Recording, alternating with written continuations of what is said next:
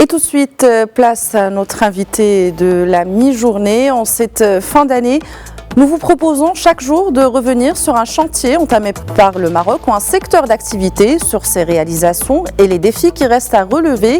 Aujourd'hui, nous nous intéressons à un chantier qui a fait l'objet de plusieurs réformes, de plusieurs stratégies, sans pouvoir tenir toutes les promesses des gouvernements successifs. Le marché du travail, l'économie marocaine peine toujours à créer des postes d'emploi pour absorber les actifs et surtout les plus jeunes d'entre eux. La question de la qualité de l'emploi se pose également. Et pour en parler, nous avons le plaisir d'avoir avec nous de Rabat l'économiste Mohamed Jdri. Monsieur Mohamed Jdri, bonjour. Bonjour, merci pour l'invitation. Merci à vous de l'avoir accepté. Tout d'abord, pour commencer, pouvez-vous nous dresser un topo du marché du travail aujourd'hui au Maroc et de ses tendances ? Comme on sait très bien que l'économie marocaine a beaucoup souffert ces dernières années parce que d'une part on réalise un taux de croissance très moyen à la hauteur de 2 ou 3% qui n'est pas capable d'absorber le nombre de jeunes chômeurs qui vient chaque année au marché de l'emploi. On sait très bien que chaque point de croissance crée seulement 16 000 postes d'emploi. Et le deuxième élément qui est aussi essentiel, c'est que l'économie marocaine a souffert ces 3 dernières années après la crise sanitaire Covid-19. Et par la suite, il y avait la vague inflationniste qui a augmenté le coût de revient pour pas mal d'entreprises marocaines. Et aussi, il y a l'impact négatif sur le pouvoir d'achat des Marocains. Donc, il y a pas mal de marchandises, pas mal de services qui ne trouvent pas de débouchés sur le marché national parce que les gens n'ont pas les capacités financières pour acheter ces gens. Mais il faut distinguer entre 2 éléments essentiels. Aujourd'hui, la valeur ajoutée non agricole, elle est assez bien, parce qu'il y a pas mal de métiers qui créent de la richesse, qui créent de la valeur ajoutée et qui créent aussi de postes d'emploi. On parle du secteur d'automobile, l'aéronautique, l'artisanat, le tourisme, les services. Il y en a pas mal de postes d'emploi on arrive à créer chaque année, mais lorsqu'on parle de la valeur ajoutée agricole, il y a un souci parce que, par exemple, l'année dernière, on a perdu à peu près 297 000 postes d'emploi parce qu'il n'y a pas d'eau, il y a la sécheresse au niveau national, donc le secteur agricole a beaucoup souffert. On espère que cette année, sur la loi de finances, il y a une croissance de 4,7%, mais il est toujours lié avec la générosité du ciel. Donc, s'il y aura de la pluie, on va réaliser une croissance moyenne, mais s'il n'y aura pas de la pluie, on va encore souffrir en 2025. Mais de manière générale, aujourd'hui, il y a à peu près entre 300 000 et 400 000 jeunes Marocains qui arrivent au marché d'emploi, mais on n'arrive pas à créer assez de postes d'emploi pour absorber cette vague qui vient chaque année. Alors, Mohamed Jdri, vous avez parlé de la croissance qui est intrinsèquement liée justement à la création de postes d'emploi. Vous avez aussi évoqué le secteur agricole qui peine ou qui perd même des postes d'emploi ces dernières années, notamment cette année 2024 à cause d'une sécheresse qui elle-même devient chronique aujourd'hui. Donc peut-on affirmer aujourd'hui que le chômage au Maroc c'est un problème structurel de l'économie marocaine ?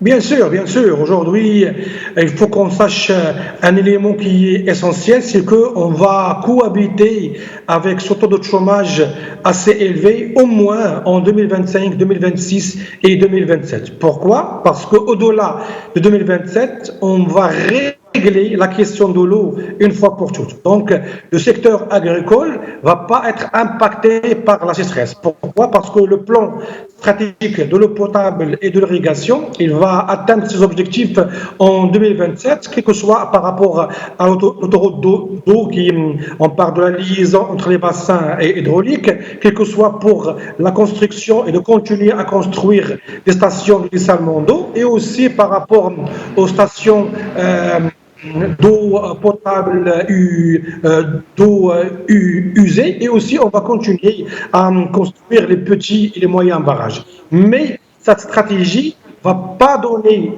de fruits avant 2026-2027.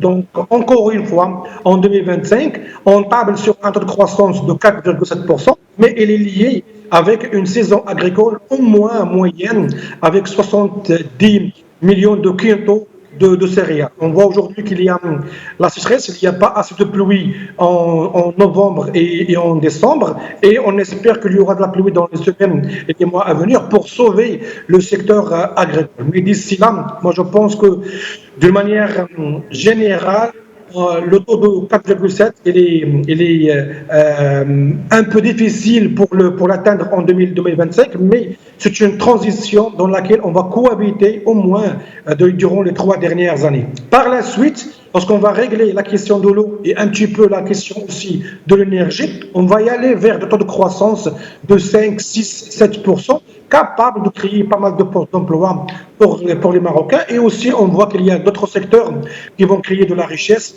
à savoir le tourisme qui aujourd'hui qui bat les records une année après année. Il y a aussi l'artisanat, il y a le secteur aéronautique qui réalise des chiffres assez conséquents. Et sans oublier notre champion national, c'est le secteur de l'automobile, parce qu'on va réaliser 2 millions de véhicules d'ici 2030. Mohamed Jedri, permettez-moi de relever que vous êtes plutôt optimiste au niveau de la gestion du stress hydrique, de la crise que vit le Maroc aujourd'hui dans un moyen terme, dans 2-3 ans. On l'espère. En tout cas, pour lutter contre le chômage, le gouvernement a annoncé il y a quelques jours un plan gouvernemental avec doté d'une enveloppe budgétaire de quelques 14 milliards de dirhams. Le ministre de l'Emploi, Younes Khoury, a parlé pêle-mêle du rôle de l'ANAPEC, de programmes de formation par alternance ou encore de l'insertion professionnelle des jeunes chômeurs au sein des PME. Est-ce la réponse qu'il faut apporter aujourd'hui à un problème structurel et exhaustif? Pour répondre à cette question, il faut dire qu'aujourd'hui, le gouvernement Arnouch considère la question de l'emploi parmi ses priorités.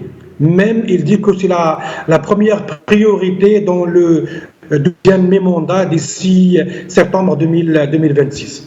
C'est vrai qu'il y a pas mal de problèmes. Moi, je pense qu'aujourd'hui, dans la loi de finances 2025, il y a une enveloppe budgétaire à la hauteur de 14 milliards de dirhams qui va être affectée de la manière suivante. Déjà, on a un grand problème à travers l'ANAPEC et surtout les contrats ANAPEC, qu'on appelle les contrats ANAPEC, mais ce sont des contrats d'insertion. Il y avait dans le passé une condition qui ne permet pas à pas mal de jeunes Marocains d'en bénéficier. Parce que dans le passé, jusqu'au fin 2024, les entreprises qui travaillent dans l'automobile, l'artisanat, le textile, le tourisme, l'artisanat et autres n'arrivent pas à bénéficier de contrats insertion ou bien contrats ANAPEC si le jeune bénéficiaire n'a pas de diplôme. Aujourd'hui, on a enlevé cette condition et tout jeune Marocain, quelle que soit sa nature, son background académique, avec un diplôme ou même sans diplôme, il pourra en bénéficier d'un contrat ANAPEC. Moi, je pense à un changement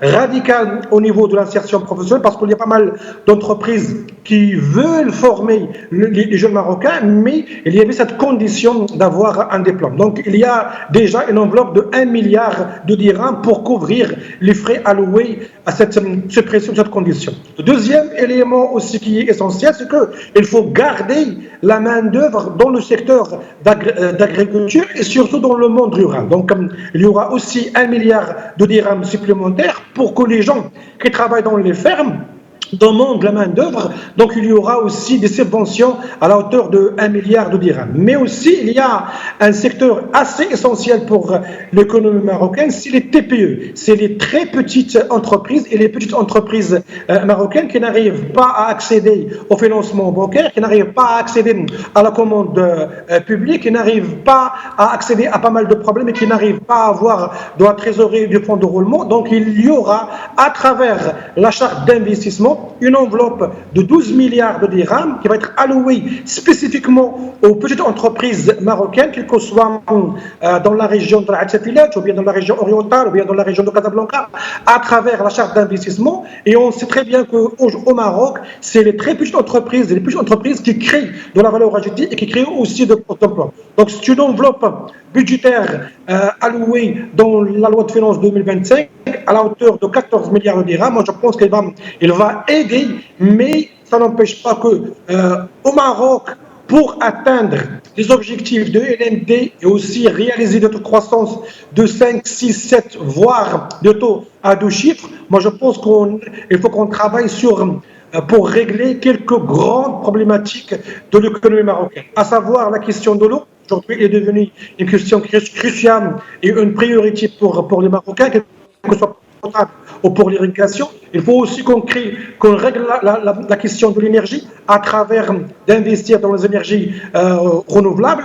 Il y a la question de la rente, la question de la corruption, la question du climat des affaires. Et bien sûr, il faut aussi régler pas mal d'éléments juridiques et législatifs à travers le code du travail, à travers aussi de faire une réforme dans les caisses de retraite. Et aussi, aujourd'hui, on voit qu'on aura une loi sur la grève. Ce sont des éléments qui vont promouvoir les investissements, surtout les investissements étrangers. Mais moi, je pense que d'ici 2030, on va réaliser de taux de croissance de 7, 8, 9%, parce qu'aussi, il y a l'organisation de la Coupe du Monde et des événements internationaux qui vont aider l'économie marocaine à donner un souffle et de passer à la vitesse supérieure de la croissance pour l'économie marocaine, pour qu'il devienne une économie émergente, comme on souhaite tous les Marocains et les Marocaines.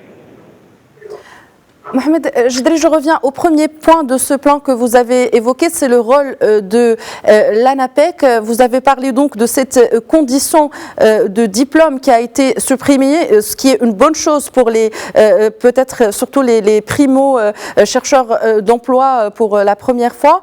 Mais la question se pose aujourd'hui, quelles sont les réalisations, à votre avis, de l'ANAPEC, sachant que l'un des défis majeurs du marché du travail aujourd'hui, c'est celui de la qualité des emplois, sachant qu'il y a encore le sous-emploi et l'informel toujours très présent dans notre tissu.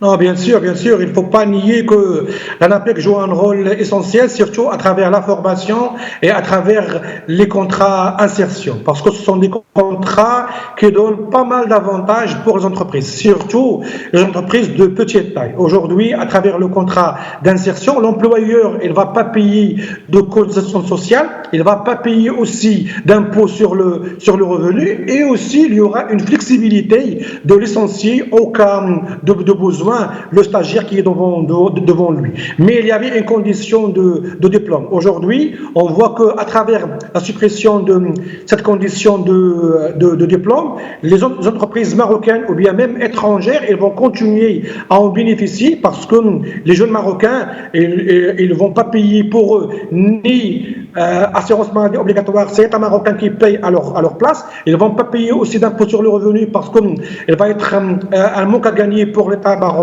mais aussi ils auront de la flexibilité parce qu'au-delà de 12 mois ou 24 mois, ils peuvent recruter le jeune de manière définitive à travers un CDI, et ils vont bénéficier encore une fois avec de ne pas payer l'impôt sur le revenu pour une période de 12 mois supplémentaires à la hauteur de 10 000 dirhams de salaire.